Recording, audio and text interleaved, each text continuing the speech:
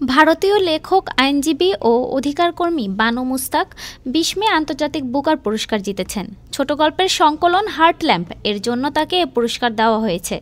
৭৭ বছর বয়সী বানু মুস্তাক কান্নাড়া ভাষায় লেখালেখি করেন। এ ভাষার লেখকদের মধ্যে তিনি প্রথমবারের মতো মর্যাদাপূর্ণ পুরস্কারটি পেলেন।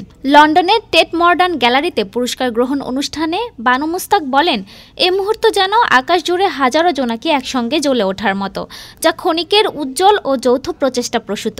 তিনি আরও বলেন, মহান এ সম্মান তিনি কোনো ব্যক্তি হিসেবে গ্রহণ করছেন না, বরং এমন এক কণ্ঠস্বর হিসেবে গ্রহণ করছেন যা আরও বহু কণ্ঠের সঙ্গে সমবেতভাবে উচ্চারিত হয়েছে।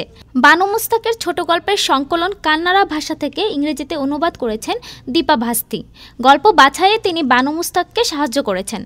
পুরস্কারের অর্থমূল্য $৬৭,০০০, যা অনুবাদক দীপা ভাস্তির সঙ্গে তিনি সমান ভাগ করে নেবেন। হার্টল্যাম্প এ ১২টি গল্প সংকলিত হয়েছে, যেগুলো ১৯৯০ থেকে ২০২৩ সালের মধ্যে প্রকাশিত হয়। গল্পগুলোতে দক্ষিণ ভারতের মুসলিম সমাজের দৈনন্দিন জীবনের চিত্র ফুটে উঠেছে। গল্পগুলোতে বিশেষ করে নারী ও কিশোরীদের অভিজ্ঞতার গুরুত্ব দেওয়া হয়েছে। বানু মুস্তাক ভারতের দক্ষিণ পশ্চিমের কর্ণাটকা রাজ্যে বসবাস করেন। নারী অধিকার রক্ষায় সক্রিয় ভূমিকা ও বৈষম্য বিরোধী আইনি লড়াইয়ের জন্য তিনি সুপরিচিত। ডেস্ক রিপোর্ট, আজ বার্তা।